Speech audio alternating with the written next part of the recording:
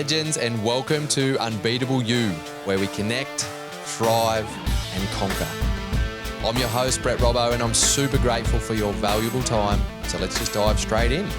Keep thriving and enjoy.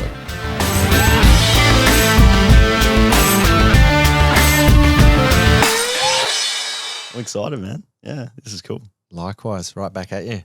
Yeah.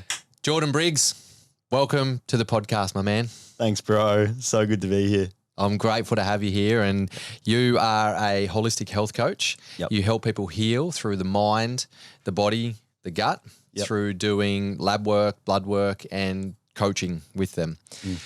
I'd love to hear a little bit more about what does that actually look like? What is it that you do to help people heal through the mind, the body, and the gut? And how did you get into this line of work? Yeah, so I guess what it all looks like is, there's a very kind of big movement at the moment where people are kind of pushing around, with how gut health is where, a lot of where disease starts.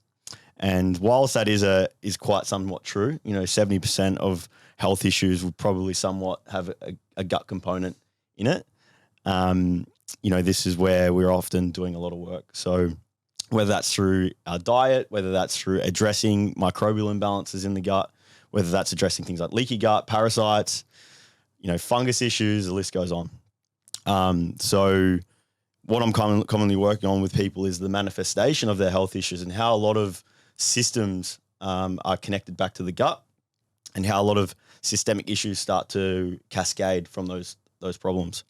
So that's commonly where we do the work. But what I like to bring into it, all right, is that the manifestation of these things don't just come out of nowhere. They start from something. And so, yes, we could look at poor diet. We can look at some of the lower hanging fruit and the things that, are quite popularized that drive it, whether it's glyphosate and pesticides and, whether it's, it could even just be poor sleep issues and things like that. But what I really emphasize with my clients is, why do people have these habits and behaviors in the first place? Where have they started? And this is when we got to often work on the person behind the symptoms, because they're often the person who created the symptoms in the first place. So, and whilst there can be a lot of things that, might be just a bit of bad luck, whether they had to take antibiotics or something like that, which we know really damages the gut as well, especially the microbiome. There's a lot of these other things that people do, right? Like, coping mechanisms or things that they just look at as just a normal thing, whether that's smoking, whether that's drinking on weekends, partying, taking drugs, whether that's, coming home and eating a pizza in front of the TV and getting chocolate when they feel like it. But we have to, what I kind of emphasize with my clients is, why are you making those choices? And so, yes, there could be bugs in your gut that are causing you to crave sugars, and there could be hormonal imbalances, electrolyte imbalances, and things like that. But we have to look bigger at it. And that's where, and deeper. So, where this whole journey kicked off for me was exploring that, whilst I was also dealing with a lot of my own health issues. So a lot of my health issues actually started when I was 14, when I was really burnt out from playing sport, and then I picked up glandular fever, and that whacked me for a good year, and I got chronic fatigue. And then I kind of got into the world of natural health and that sort of thing, got back into sport, and then I was fairly healthy for a fair while. And then when I got to the age of 19, this is when a lot of things came crashing down with me, and a lot of trauma. That was deepest trauma that was already there, but there was, it was kind of like, here it is. It resurfaced. Yeah. And I don't think I was aware of it. I normalized a lot of my childhood and how things were. But at the age of 19, I found out my dad sexually abused my sister, which is a big, big thing, because me and my father were very close. And we'd, kick the footy, and we'd, train, because I played fairly high level footy at a young age, and also cricket as well. And, he was like my coach. So, and we had a very big, strong bond. So that was huge for me. It was very devastating to get that news. And this is when a lot of, like, my family was becoming quite fragmented, even though it already was quite dysfunctional at the time. There was a lot of kind of burden and responsibility that I felt was put onto me. at the time. That was my story anyway. And I took it on board to try and get my dad right and get him help and things like that. Things didn't work out. He took off, and then I was at the time going to study in Melbourne to do exercise science and psychology, and yeah, I landed in Melbourne, and that whole year I just distracted. Well, good year or two, I distracted myself in work. I was overworked, and that's when I actually got into the fitness industry. It's when I started to work with clients, and I was actually doing a bit of health coaching and, training them in these sort of things. And I was getting amazing results with my clients, and it really took off. But at the time, I was also studying, but then I was also like dreading going home and being by myself. And so I'd distract myself on weekends with drugs and alcohol, and I'd get really, really fucked up. And that was my way of coping. That was my way of dealing with things. But at the time, it was like, I just want to have fun.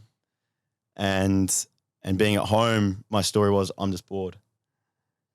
But that boredom was underneath, that was this uncomfortability of being in my own body.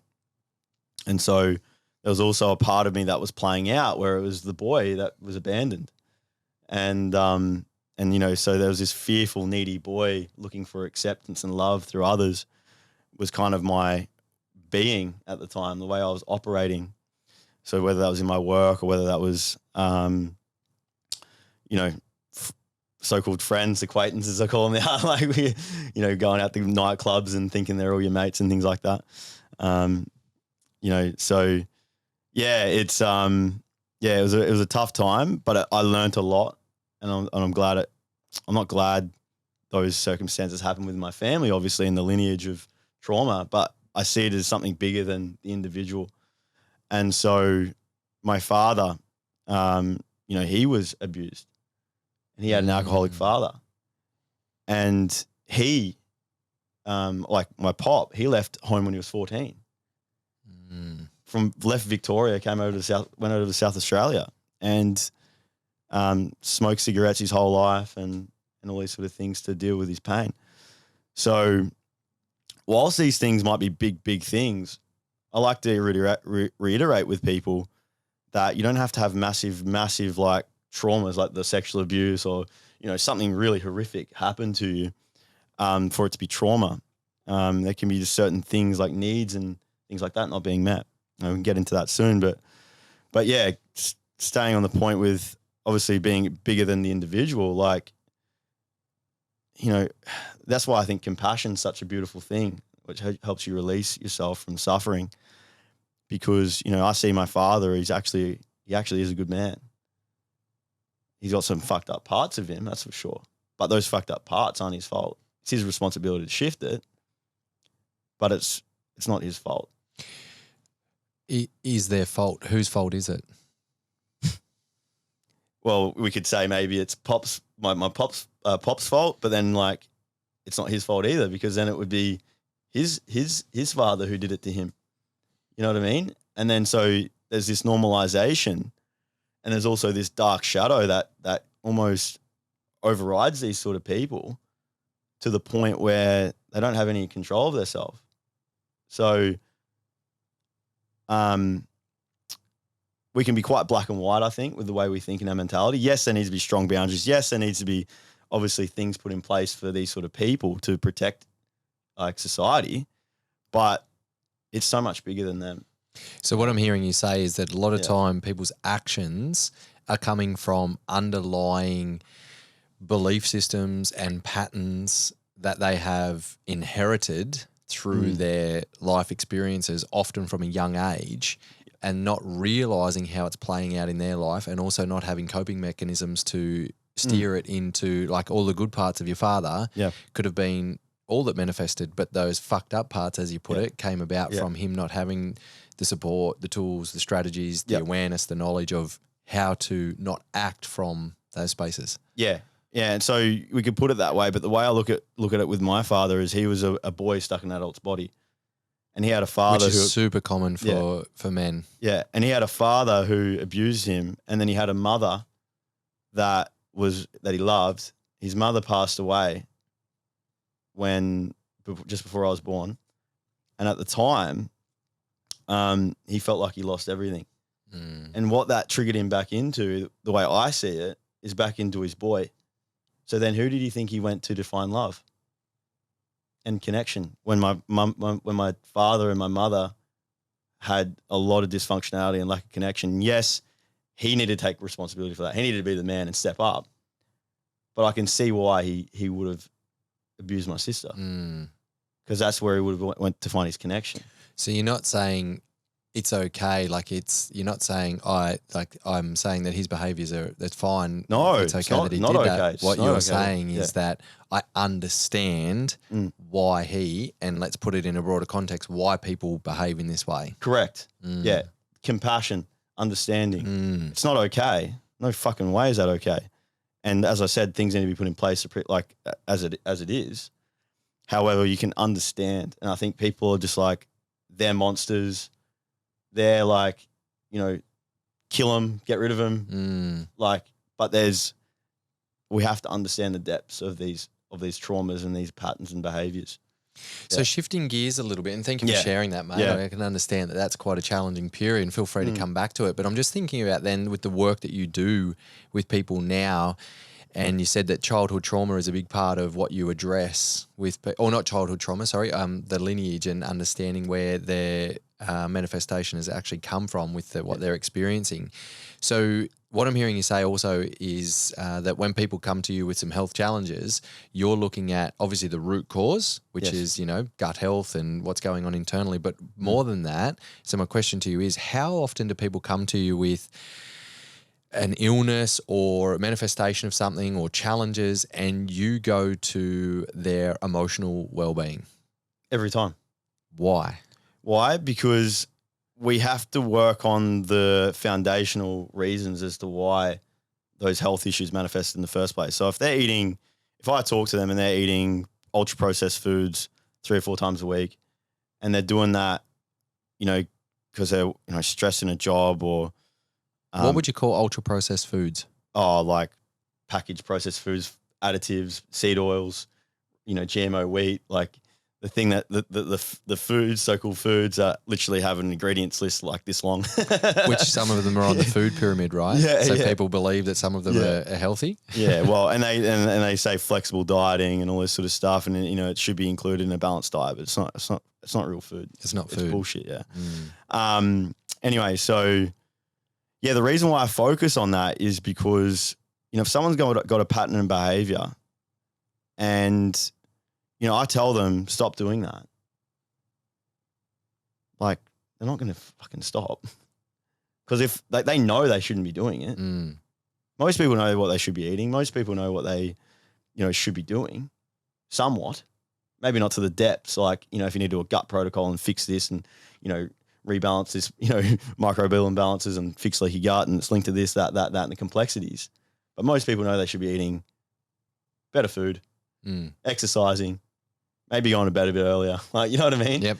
But why aren't they? And that's what we've got to start with first, because human behavior is everything in this whole thing. So,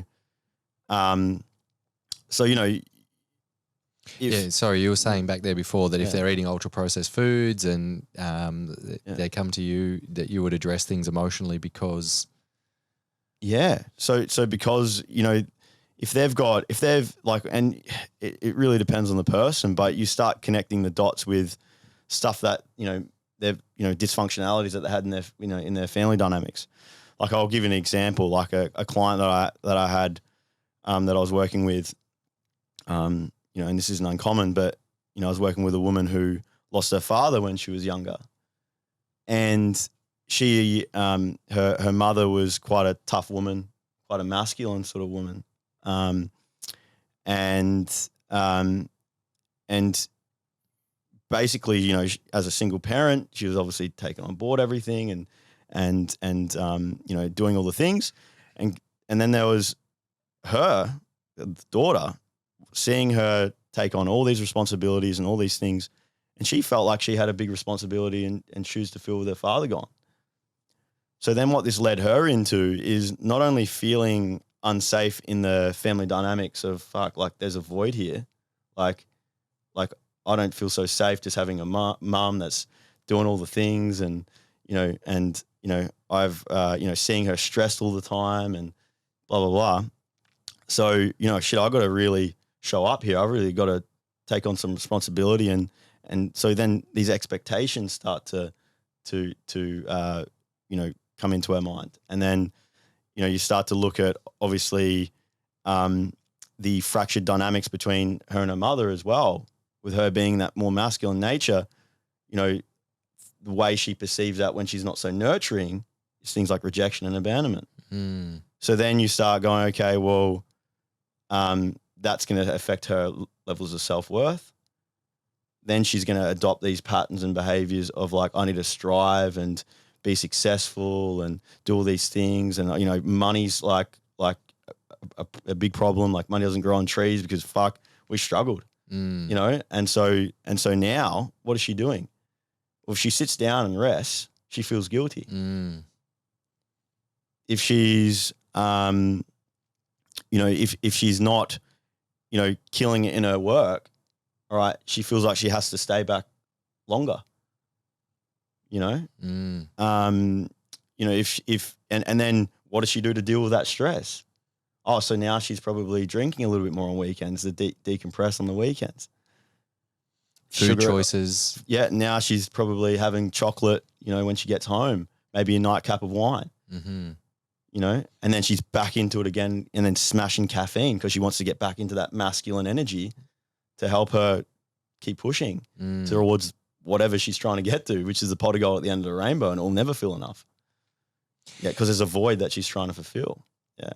And then once they become aware of that void, and I know it's very individualized, but how do we fill a void like that when it's not through lifestyle choices that you've just kind of mentioned? What's a healthy way to fill a void, a pretty deep void in that way? So I think the first thing is looking at, a lot of the time when we're trying to fill a void out here and we're trying to look for external things like a pot of gold at the end of the rainbow, often what we're looking for out here is already within us. And what that is for a lot of people when they're trying to fill a void is, this sense of emptiness. It could be that they're, it could be that there's like self-love, like there's love disconnects and stuff from their childhood and this sort of thing. So they've learnt to try and find love and connection through other ways, having to work for their love, having to feel like they have to be in a certain way of being, or certain, we call it like conditional love, right? So they feel like they have to be doing this, doing that to be, lovable, and sometimes as well that, a big part of the abandonment wound is they don't have the freedom to express their own emotions. So often we have to work on those things and help the person reconnect to their self. So then that void isn't there anymore. And so, often when people are living through their wounds as their story, that's what keeps them kind of on that hamster wheel. But if you can help people expand past their wounds and help them understand who they truly are, not who they think they are from their wounds, that helps a person to connect to what is really there. Yeah. And sometimes there might be emotional energetics and, like blocks in the body where there might need to be processing for someone to be able to actually fully feel that connection in their self. Because sometimes when you're drowning in a wound, like that feels like your reality. Well, you make it your reality, right? Yeah, that's right.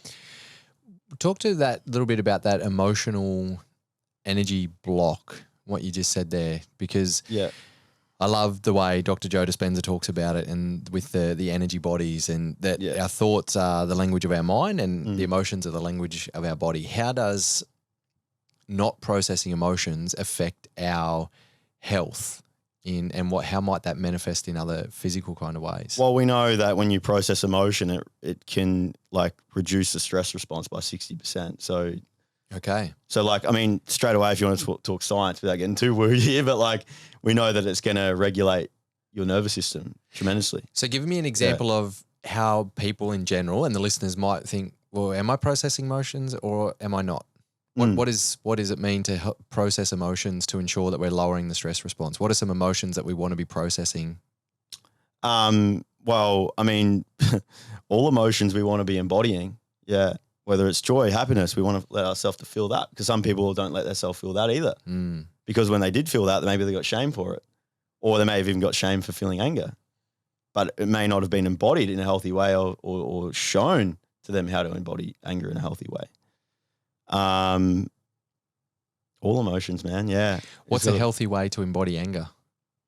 So yeah, good question. I like that. So one way I like to teach my clients is to like literally let yourself feel it, drop into the body and use your breath and do like real strong exhale sort of growls. Yeah. And then you could even scream into a pillow, grab a pillow, bang a pillow, as long as you're not hurting yourself or others, right? It's a healthy way of being able to embody it. Then often what we have to do is, because I like to use like inner child analogies, once we've allowed the inner child to have the tantrum, we then have to let the adult part of us step up and integrate and lead in that moment once the child part of us is emptied. Yeah.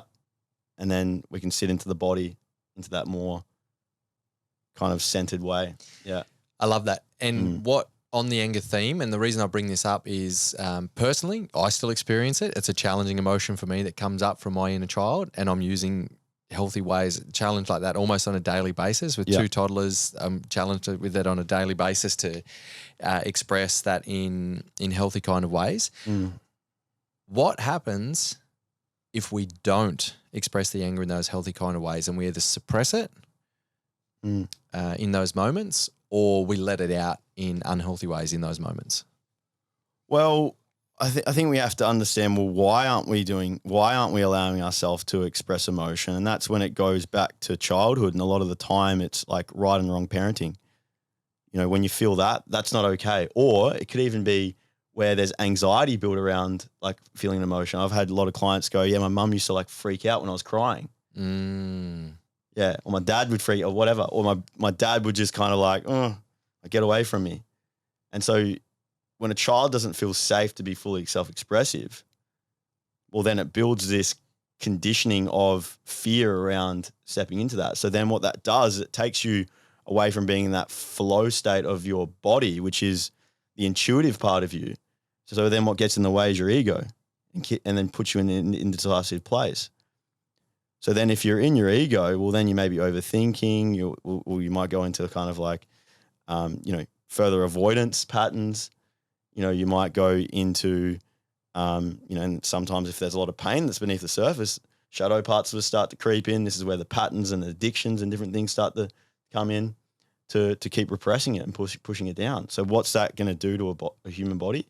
Well, not only the stress of not processing, but also now you've got behaviors and patterns that start to stream off it to then counteract and deal with it, to continue to repress it and distract it. So my 4-year-old son gets very frustrated and angry on a regular basis. Yeah. And he'll express it and he'll hit, and sometimes he hits his sister, and who's only 2 years old. And that really sparks my anger. And I work very, very hard every time to meet him at his level and say, Ollie, it's okay to be angry and frustrated, but it's not okay to hit your sister. Or it's okay to be angry and frustrated, but it's not okay to throw your toys at the fridge or whatever he's doing like that way. I don't know how I was parented in that way, but I can see directly right now that there's some reflections of when I'm not expressing my, not anger, but frustration more so. I see those behaviors playing out in him right now. I keep hitting myself in the head because I know the first 7 years or 5 to 7 years are our formative years. I'm like, I've already stuffed up. I'm already trying to undo what I've already put into him. So shifting gears from that a little bit to the adults that are listening now. Yeah. If we start to become aware of, or maybe we're not aware of, how much those formative years, first 5 to 7 years, are actually playing out in our life now. What would you say to people that are either like just becoming aware of it or thinking, I wonder if some of my patterns are because of that? What would you say to people? So you're saying like patterns, like you're saying what we can do about the patterns, or and not necessarily. So yeah, let me reframe that to if they're patterns, if they've got unhealthy habits, whether it's addictions, as parents. As humans. As humans, so we'll put the parenting bit aside. I just wanted to share a little bit of experience. Yeah. If they've got health issues, Sure. if they've got addictions, if they are in and out of relationships or whatever it might be manifesting in that way, and they're thinking, I wonder if that's to do with my child, like my upbringing, and there's things that I need to work on there. What would you say to people? Well, the first thing is to take radical self-responsibility when you've got patterns in your life that are damaging yourself or others. And you got with the self-compassion, responsibility and compassion at the same time. Compassion's key because you can shame yourself and guilt yourself, which then takes you back into the patterns. Yeah, because then you just further building that fragmentation of the disconnection with the part of you that actually needs support, which is, I love to use the inner child analogy once again, that you're almost treating the little boy or girl in there like absolute shit who actually needs a lot of love and to be brought up, because that little girl or boy in there, right, has probably already been through a shit ton, and all you're doing every time you shame and guilt it, right, is you're just repeating the same things that maybe your parents and the way they treated you. So it's like that part of them is still living within you. But then what that then causes is shadow parts of you to stream in, which then takes you into the patterns and behaviors. So it's quite paradoxical. Sometimes when we think we're going to be hard on ourselves, that it's going to change things, but it doesn't. So we have to have radical self-responsibility. Yes, we have to have boundaries and different things and to pull ourselves on things, but pull ourselves up on things. But we have to have that compassion, absolutely, because that's going to help us integrate and reconnect with ourselves, and then get clear on what we need. So, because when we've got understanding, now we can. There's this. I guess we're zooming out on the situation a little bit, and we're starting to see it for what it is. And when you can see it for what it is, now you can start to go, maybe that's what I need. Maybe I need a little bit more, self-love practice, whether that's through, good food, going for a walk, meditating, holding more space for myself. Maybe that's why I'm reacting and feeling that way. Or maybe I don't have a whole lot of connection in my life and I'm isolating myself. Maybe that's what I need. And so you start to get clear on those things, and maybe as well, as simple as just building a healthier relationship with yourself and starting to now see, maybe that's why I have those stories within about myself. And then that's maybe then why I go and feel those voids of lack of self-worth with tons of work, and then I'm feeling stressed and then needing a shit ton of alcohol. And then when I've had a shit ton of alcohol, I always find myself fucking up and, I don't know, talking to other girls or like whatever,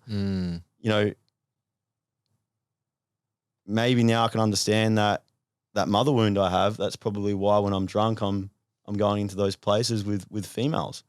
That happens a lot with men.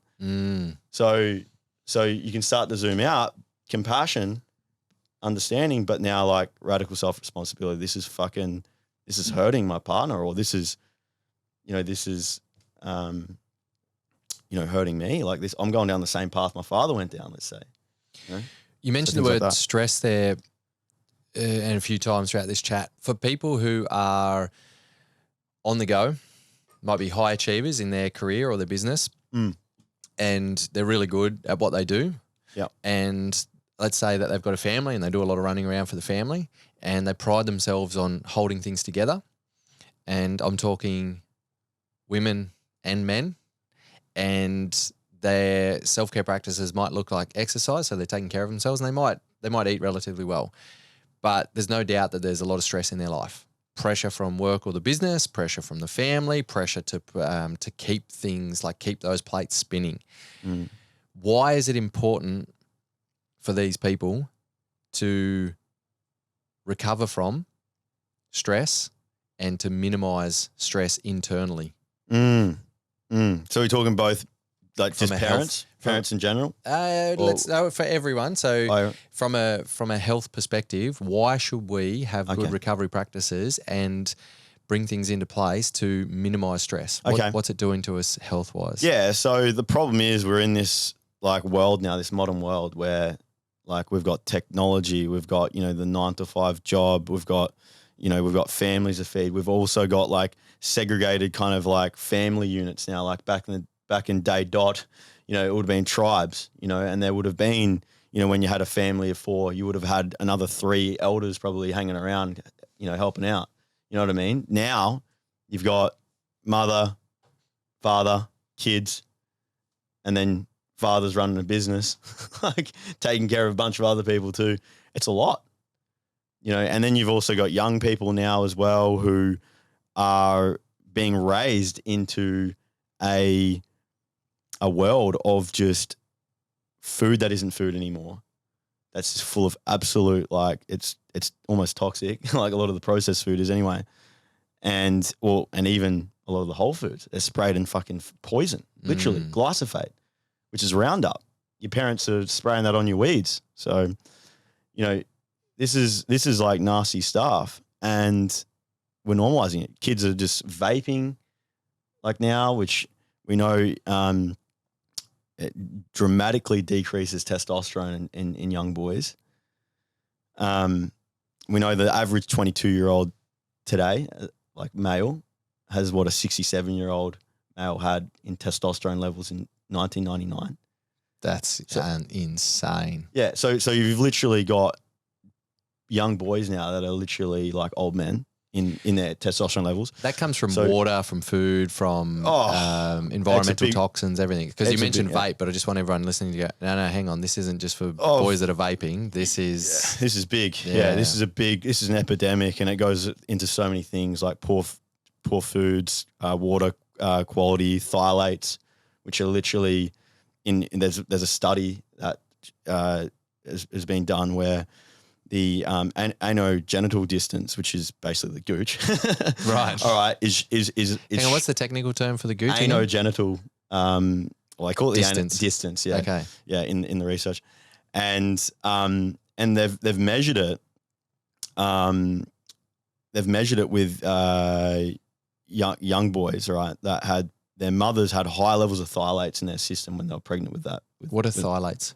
Phthalates are basically a chemical, all right, that's in plastic. Okay. Yeah, and microplastics are just through our water, through everything.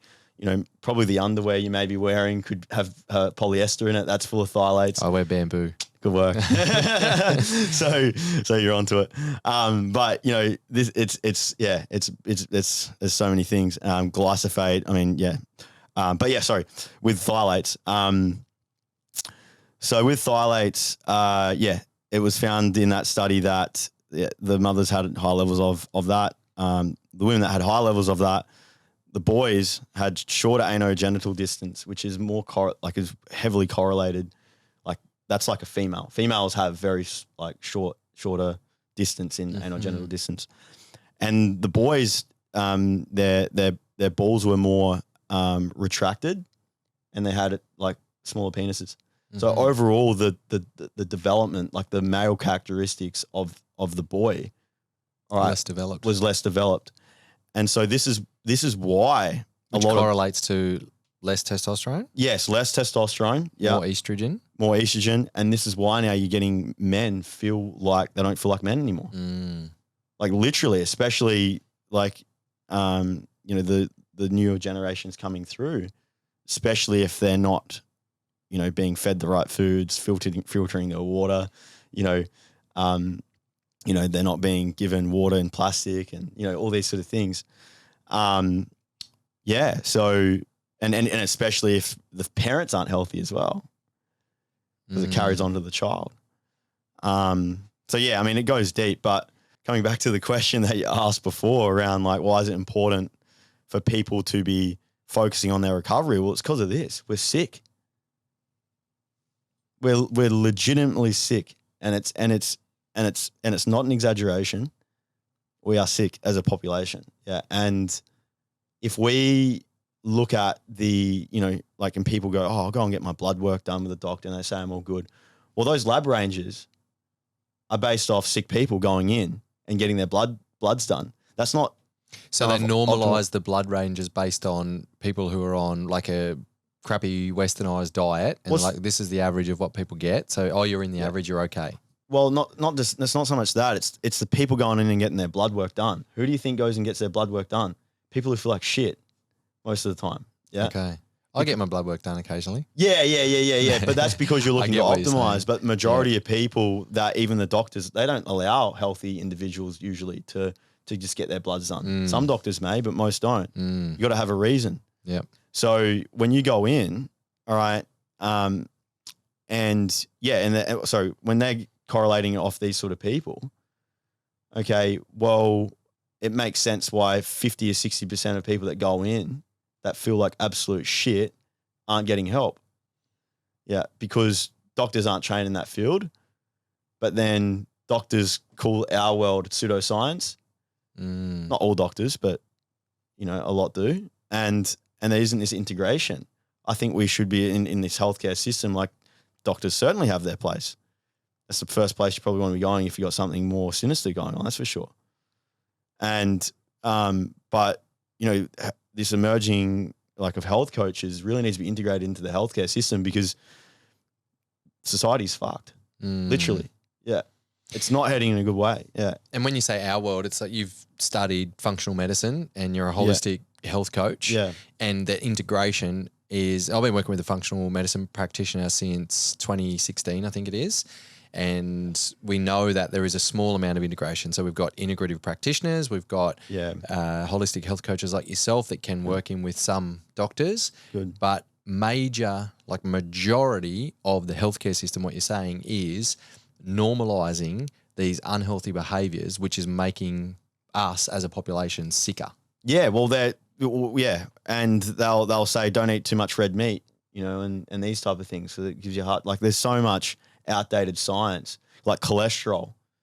Keep your cholesterol levels low.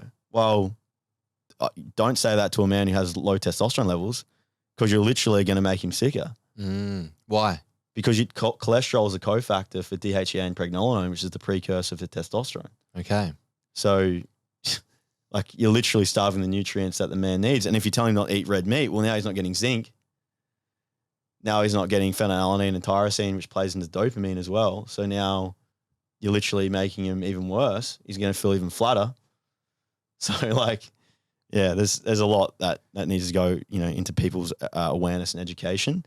Look, there's no one size fit all diet. That's one thing that people need to understand is that there's a lot of cookie cutter diets out there, a lot of Instagram, carnivore this, vegan that, the extremes. Yeah, the extremes. But people need to work out what foods do best for them and what they feel good on. Now, what I will say though is you are what you digest, and a lot of people's digestive function is up shit creek as well because of how stressed they are, the nutrient deficiencies they have, and if they got upstream issues like low stomach acid and things like that, if they ate a piece of meat, they're going to think that meat's no good for me. Yeah. So because they can't digest it, so they have side effects. Yeah. So they feel real heavy and maybe even they get some loose stools and things because they're not digesting it and breaking it down well. Exactly. So it's important to know when your body's in a dysfunctional state, but then also to work out your constitution as well and what does best for you. And I like a little bit of genetic stuff for that because, typically people that were born closer to the equator tend to do better on a high carbohydrate diet because that's what was available to them or their family and their ancestral line. People that are further away from the equator, more Caucasian sort of people, right, tend to do better on a higher animal protein based diet, more organ meats, things like that. So, you can use that as a bit of a basis, but then you kind of got to go from there a little bit. Yeah. So, and I guess that's a very base level because what you were saying there before is we're surrounded by so many environmental toxins that, ancestors weren't surrounded by. We're breathing different air, we're drinking different water, where we have different levels of stress, we have different ancestral trauma compared to what our ancestors had. So that's the whole thing around when people say, yeah, but our ancestors did this, so it's got to be good for us. I think, well, I get that, but they also only live to a certain age, and that's what we're designed to do is just kind of reproduce to a certain age, and they achieve that. So it's look at that and also take it with a grain of salt and come back to what you're saying, the specifics of the actual individual. So if someone is eating in a certain way and say, yeah, but that's ancestrally and this is what I know to be true, but I'm feeling like shit. You can say, okay, it might not be that you're eating the wrong things. It might be that your gut health from other stresses is not giving you the ability to absorb and assimilate the nutrients that you're putting in. There you go. Exactly. Yeah. And that's a big thing. And then you got to look at, other things as well that, like, you hear people say, oh, ancestrally, my ancestors weren't having supplements. And it's like, well, supplements are needed for a lot of people now to help, it takes extreme measures to get you into a position that you're in. It's going to take you extreme measures to get you out of there. And when we're looking at your ancestors, as you said, they weren't dealing with all these environmental toxins and all these things that literally are breathing in every second. And, that's, in foods and whatnot, like foods now, like preservative 223, for example, is a petroleum derived chemical, and it's literally in fucking most things that are packaged. Right. So, you're literally putting petroleum based chemicals in your body. Well, what do you think that's going to do to your liver? So now your liver needs a lot of extra support to help actually get rid of this shit out of your body. You know what I mean? So, so I think, it's important to understand that, there's a lot of factors that go into disease and dysfunction. The gut is a big place where it starts, but there's more to it than just the gut as well. Yeah. So what about when people say, I don't want to be strict. Yeah. So I can have some of that shit. I don't want to be strict. I know what healthy means, but I'm not going to be strict. What do you say to those kind of comments? Yeah, well, that's the issue for a lot of people, is they don't have a good relationship with food. Yeah, and what I mean by that, like people say, oh, it's about the relationship you have with yourself. Absolutely. Yeah, honoring yourself, taking care of your body, mind, spirit, whatever. Yep, and working with your body, not against it. But then you got to go, okay, well, like there's more to food than just chicken and broccoli on a plate, like and just sticking to bodybuilder freaking meals and extreme dieting. Like there's literally a healthy swap for nearly everything. And my fiance Evelyn is incredible at this. At healthy swaps. Oh, her cooking's unbelievable, man. She's the queen at this. She'll have a cookbook fairly soon, so keep an eye out for that one. And is it on the healthy swap side of things as well? Because I think that's where people, if you can make it easy for us to make change, like swap this for this. Oh, cool. Now I get it. I'll try that. Yeah, yeah. Like she'll she'll do you might do like a healthy shepherd's pie, or she might do a then she'll go into the sweets, and then she might do a caramel slice, but it's made from like manuka honey and raw cacao and tapioca flour and freaking almond flour or something like that. Like it's all real food. You know what I mean? So it's a lot different than going to the shop and getting a Mars bar that's full of refined sugar, preservative, and God knows what else is in it. But what about a healthy bar from, like a quote unquote healthy bar from the shop? So I'm thinking I'm not going to have a Mars bar, but I'm going to have one of those bars that tells me that they're healthy.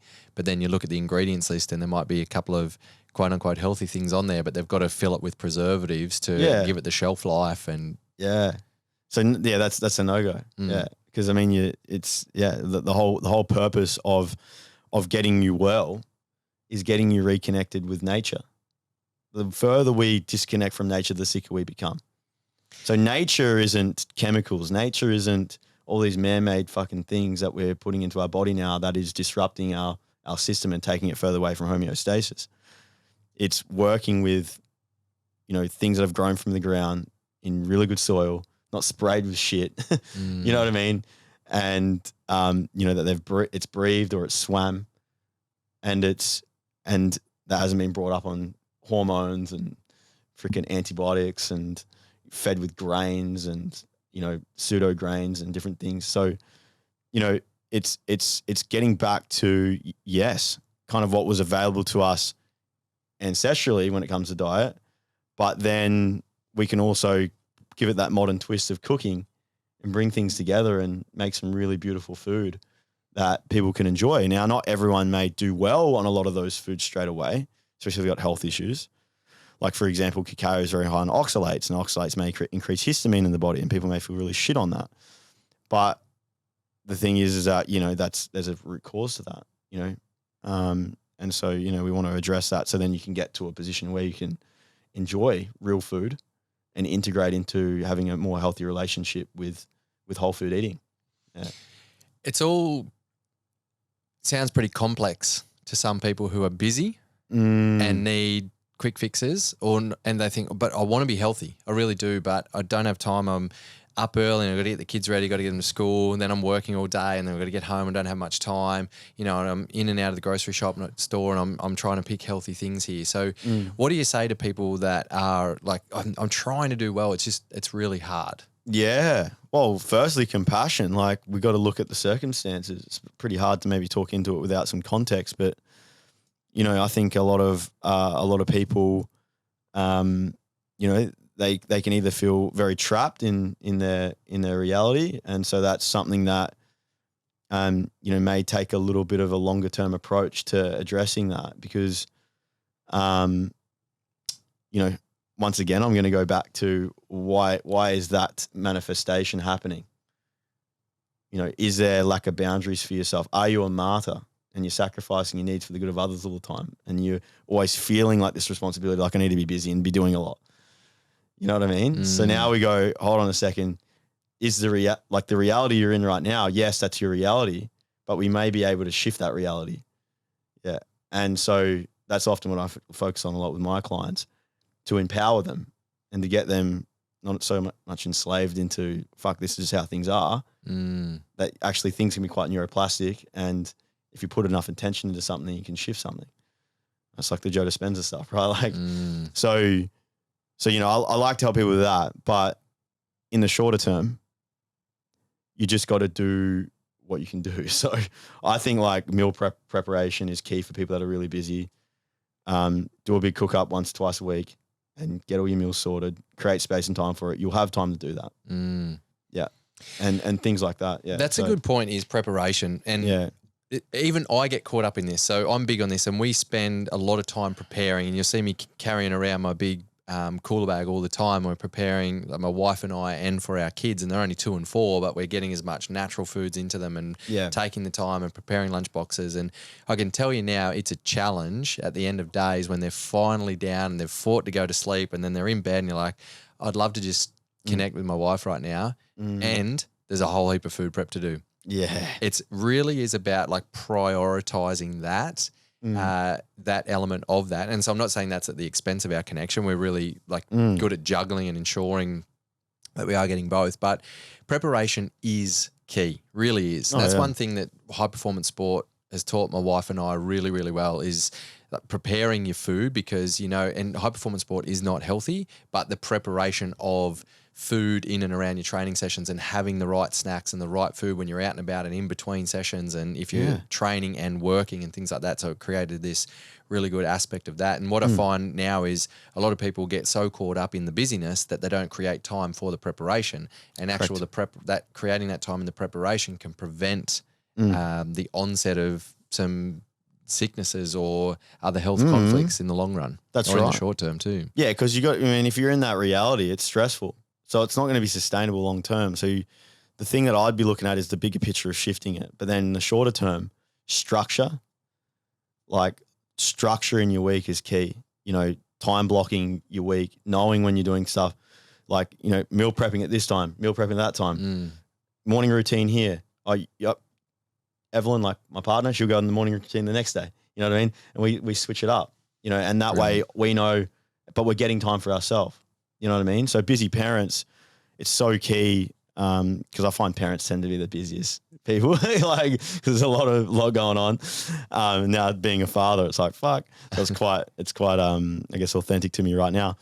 But structure is everything for us. And if we go away from our structure and there's an integrity to our structure, our whole week goes, or a whole day gets affected by that. So waking up at a certain time, going to bed at a certain time, like, it might seem quite pedantic, and there might be some, you want to allow flexibility. You don't want to be robotic, but when you've got time for yourself to do this and that, it allows you to, for the self-care to be a priority, and as well as the other areas of your life to be a priority. And I think for a lot of people, when they get stuck in the busyness, it's like, sometimes there's like things like guilt that comes into it as well, of pulling yourself out of that and feeling like, fuck, like my kids need me right now, or this sort of thing. I know mothers get a lot of that. They get mother's guilt, and knowing that it's important for you to build resource in yourself. So if you don't have that resource in yourself, how are you going to be able to show up for your family in the way that you're, really wanting, So that's key structure. And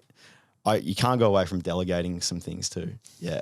I love delegating now. Like, I know it's not available to everyone and you may need to build into it and just do what you can manage financially, but delegating what you can, the smaller tasks are key, whether that's in your business, having an assistant, or whether that's, so then you get more time back with your family, or whether that's, getting a cleaner in, and it makes a big, you might think, oh, it's only an hour and a half to clean, but like, hold on a second, the energy, then how you feel after, how does that then affect your connection with not only yourself and what you want to do for yourself, but also even with your partner, let's say, or your kids. That's an hour and a half you could be doing a food prep that could provide meals for a few days. There you go as well, yeah. And it might be even getting a gardener in to do mow your lawns or something. And it makes a big difference when you can delegate those smaller tasks and pull yourself out. And then utilize your time in a supportive, healthy, aligned way that you're getting back from that. Not working more, not stressing more with that time that you get back. Yeah, exactly. It's been a massive weight off the shoulders for us when with how we've delegated. So yeah, it's so important to do it because there was a period of time where we weren't at the start, and it was chaotic, and I knew as a man I wasn't leading in a way of like, you know what, this is a structure I needed to create for my family. Like I've got a big responsibility in this, and this is why it's playing out. And so I had to really step in with that structure and boundaries, and also, delegating and, working into some edges. All right. Really like integrating the little boy, like fear of like, oh, money, or like, oh, I'm paying like all these bills. It's like actually going, no, hold on. That's a very black and white way, or a very like kind of not narrow-minded, but like kind of just not really looking bigger picture way of seeing things, because that time back is resourcing myself. I'm going to show up better for my clients, probably going to allow myself to scale my business better, and at the same time be with my family in the way I want to. And Evelyn then feels more safe. She can settle into her feminine a lot more, and then be more creative in her business, and then everyone wins. You know what I mean? So you are a father. You're a daughter? Do you have I got a daughter, yeah. Yep. So is 1 year old now. Yeah. Did fatherhood impact your health? Seems like you're very in alignment, make very wise choices. Did stepping into fatherhood impact your health in a negative or disempowering way? I think it does a little bit, because you lose sleep. Speak to your experience. My experience, yeah. So my experience, I lost a little bit of sleep in the last few months, and I reckon I was just a little bit. You're lucky. Yeah, teething. The teething period, definitely that was pretty tough. And I'd also say week 2 with Mila getting heart surgery. Yeah, so we did free birth, had a beautiful birthing experience. It was absolutely amazing. That's how I know you, by the way. Our mutual friends Amber and Ryan had the same doula, I believe. Yeah, Michelle. Yeah. So Michelle guided us, and it just the labour happened real fast, and then we just went straight into a free birth process, and we felt really, really comfortable doing it. And we went with it, and Mila was out within I think like 5 or 6 hours. It was really fast labour for the first one. And held space for Evan that, but about a week later, we started to see Mila's breathing go a bit funny, and I was like, gut feeling that this isn't good. Got her to the hospital, and we stayed there for a night, and they checked. Initially, didn't seem too bad, like maybe just some inflammation in the lungs, but then it turned pretty sour. So congenital heart defect, and that was probably one of the hardest things I've ever been through. That's full some emotion up now. I can see that. Yeah, thank you for sharing that. I've had other friends actually that have had very similar thing in heart surgery within the first couple of weeks with their newborns. Oh man, it's so common now, and like God knows if all these things we're exposed to now is playing a role in it. But at the end of the day, it happened, and it was fucking tough. Yeah, real tough. There's a prime example of you using the medical the Western medical, like you say, it's got its place. It's got its place, all right. needed. Yeah. Yeah, that's the first place you want to be when you're in life-threatening situation. That's for sure. The only reason I bring up the health thing is because from my experience and understanding hormones and everything, what I realised through that sleep deprivation with Ollie when he was first born, I found myself grazing a lot more, picking up foods and even wanting shitty foods and knowing the leptin and ghrelin imbalance. So I was constantly checking myself to say, are you actually hungry? Do you want that? Or is it just that there's that hormonal, that leptin and ghrelin imbalance? So I was really testing myself through those periods of, do you want that? Like really checking my story. Do you want that or do you need that? Yeah, exactly. And I'm pretty good with cravings and things like that. But yeah, I just noticed my energy levels. I think a big thing that impacts me when I don't get enough sleep and too much physical stress is the Epstein-Barr virus that stays dormant can reactivate at times. Okay. Yeah, and that will flatten me out a bit at times. So I've got to pull back on training and things like that. And then, even my cold therapy, don't push it too hard, things like that. But go further into the recovery. Yep. Yep. And in terms of maybe slower breathing, meditation, that kind of recovery. Yeah, red light therapy, things like that. Yeah. And then, just on point with food, which usually is anyway. But but then, just emphasizing sleep and, doing it as best you can with it and riding the wave. Because, it is a bit of a wave you got to ride with parenting. You just got to surrender to the process of a baby's development and then, their emotions and different things that are coming through. I think sometimes we can try to control it and try to get things right and try to, fix it and whatever. But, one big thing that I've learned is just to ride the wave, man. Yeah, because otherwise you just stress yourself out even more. Surrender. Yeah. You mentioned some of your self-care practices there. What are some of the non-negotiables? You mentioned cold therapy. What does that look like for you? And red light therapy and breath work. What are some of those practices that you implement and that you believe that we should all be practicing for optimal health? Well, I think we have to understand that coming back to the stress thing, right? Which there's multiple stresses we're exposed to now. By the way, let's just preface by saying stress isn't a bad thing. Stress, we actually need it. And growth comes from stress when it's backed up by the right kind of support. So that's right. It's not to say try and live a stress-free life. No. Impossible and not necessary. Yeah, I label that as eustress. So eustress, which is good stresses, whether that's exercise, cold therapy, sauna, these type of things. Even maybe putting yourself into challenging situations that lead to growth, those sort of things, jumping out of a plane, With a parachute, right? Yeah, parachute. Yeah. So stuff like that. But we have to kind of often implement these things today, these extras to help, get us up into that more, get us back to that homeostatic level where our body is functioning the way it should be.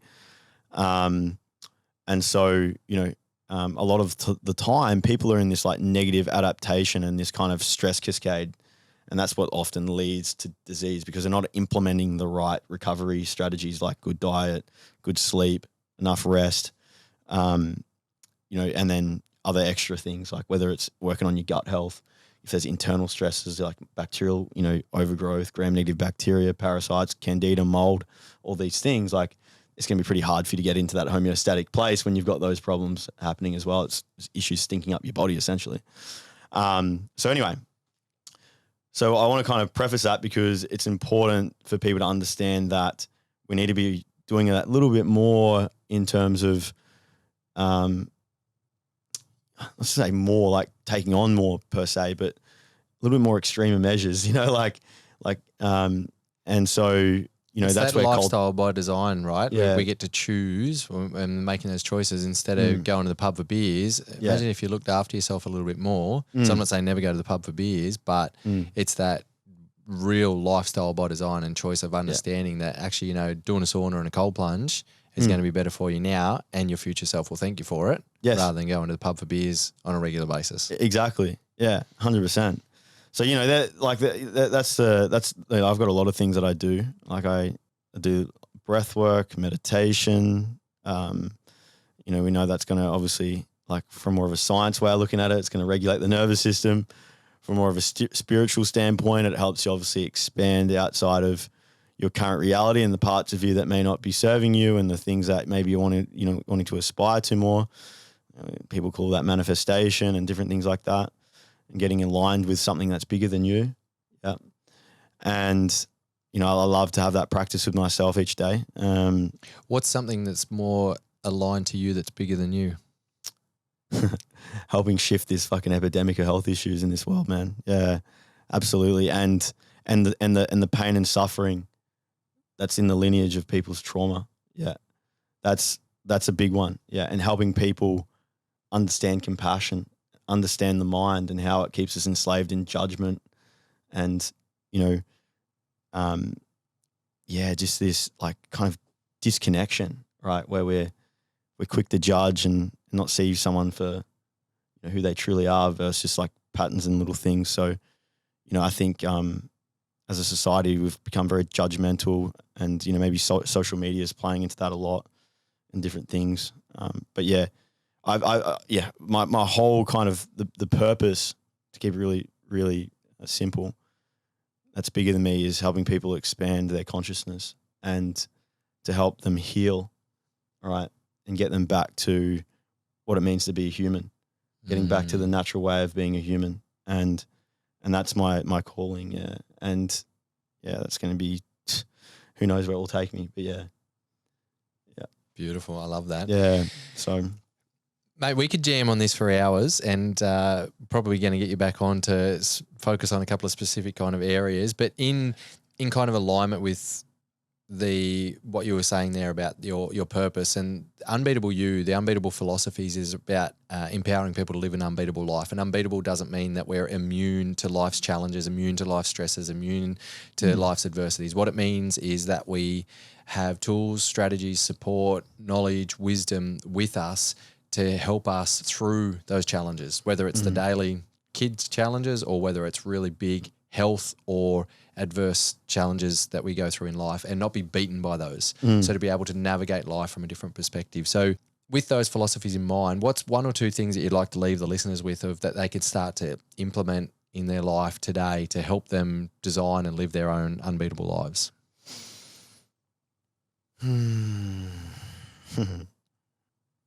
Try to pause and stop for some moments.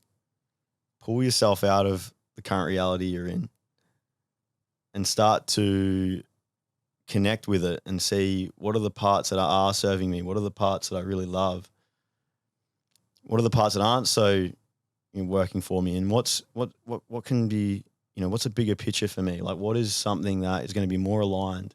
It's going to bring more passion, more fulfillment, more love, more connection, and start to put some intention into that every day. Yeah. And start to paint the picture with yourself a little bit. See the little micro steps that you need to take to get to that point. And it's not about chasing something outside of yourself, because the cool thing is sometimes we can actually bring that into our present straight away in terms of the things that we are looking for, whether that's just to feel better in ourselves, have some compassion, not to be so hard on ourselves. And that's something that can be brought in straight away. But whether it's something that's more aligned and purpose-driven, whether that's, like your career path or, giving back to others in some way, start to connect to something that's bigger than you, bigger than who you think you are and the perspectives that you have within about yourself. And when you can get out of your head and you can really connect to your heart and something that's, really beautiful, you'll surprise yourself at how possible it is for you to achieve it. Beautiful. So yeah, that's one thing. And then I'd say the second thing is eat real food. Your body will love you for it. And eat it consistently. Yeah. And filter your water as well. Well said. Yeah. Is there anything that you would like to ask me before we wrap up? Oh man, I don't know a whole lot about what you do. I obviously know this, but I'd love to know, how you got into the space that you're in with coaching and what you do and how you help people. I've heard a little bit about your your lineage a little bit, but yeah, I'd love to hear how you fell into this position of coaching and podcasting and. All right, we're ready for a whole nother podcast here. Yeah. Now, in a little bit of a wrap up, and you and I do need to connect more. Like I said, we met briefly, and I just hit it off with you. Had that really great discussion with you it was at the farmers markets. Yeah. Well, they're getting our local and organic or spray free produce that comes through those markets, which is awesome. And Amber said, "Oh, you guys will hit it off. Like Jordan's all about gut health." I'm like, "All right, cool." And then I just had so many questions for you. I'm really intrigued by it, but. In a nutshell, the adversity that I experienced with my grandparents that I told you about just before we started recording, that's what sent me on a different trajectory. So I was on a path in high performance sport to be one of the world's best coaches in Paralympic sport. And I say that not from a place of ego. I say it from a place of I had really great mentors around me in able-bodied and Paralympic sport, and I could see the trajectory. And I knew that if I just kept putting in the effort, might take me a decade, but I could see the clear signs. But I also saw at the end of that decade that I would be living out of alignment because my visions and my values would be conflicted to end up there. So ego might want me to be one of the world's best coaches, but that's not who I am, and that's a conflict of the life that I actually want to live. And my grandparents being tragically killed, it just took me on a different trajectory.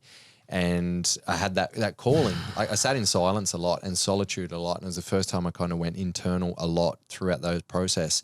And it just became really evident to me that the ceiling was really low in high performance sport as much as I loved it and was passionate about it. And I felt this calling and this purpose that was much bigger than that was outside of me. And it just kept coming to me of significantly impacting and changing the lives of hundreds of thousands of people. And I didn't know what that looked like.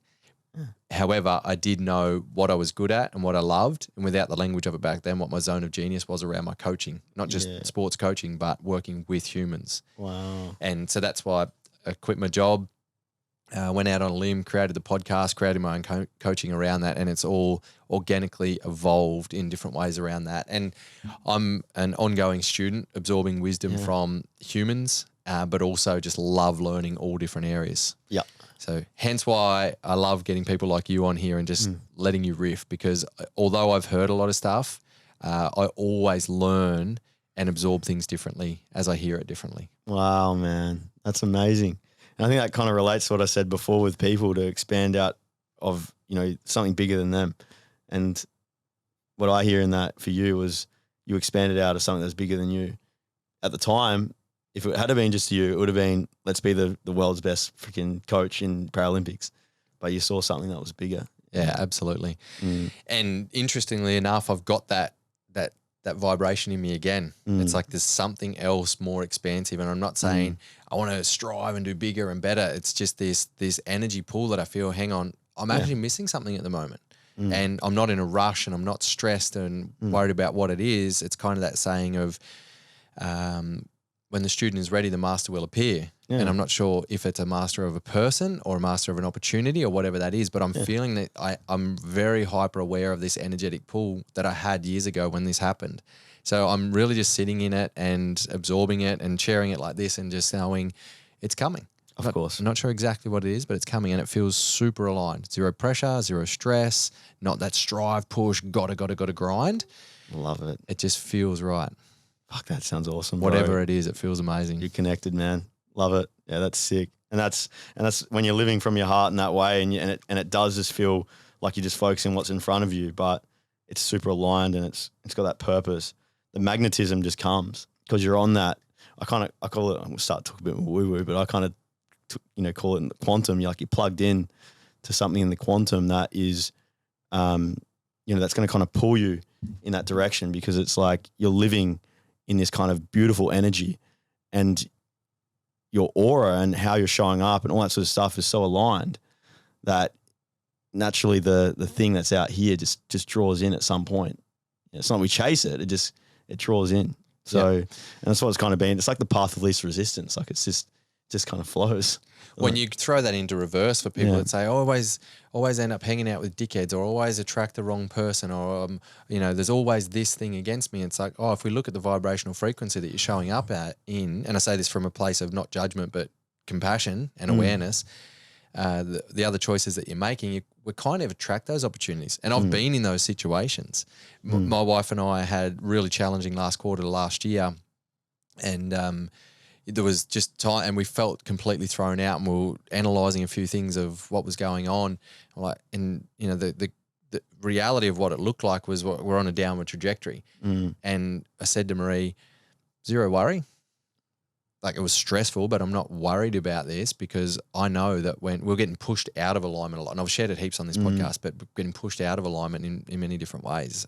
And I said, I know that when we live in alignment, we attract amazing people and amazing opportunities. So all we need to do is live back in alignment.